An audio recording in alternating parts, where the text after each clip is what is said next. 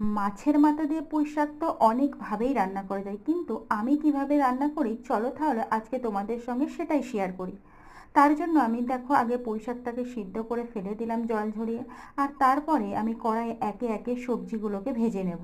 প্রথমে আলু, তারপরে পটল, কুমড়ো, বেগুন ভেজে তুলে নিয়ে কড়াইয়ে পরিমাণ মতো আবারও কিছুটা তেল দিয়ে শুকনো লঙ্কা, তেজপাতা, পাঁচফোড়ন ফোড়নে দিয়ে পেঁয়াজগুলোকে লাল লাল করে ভেজে নিলাম।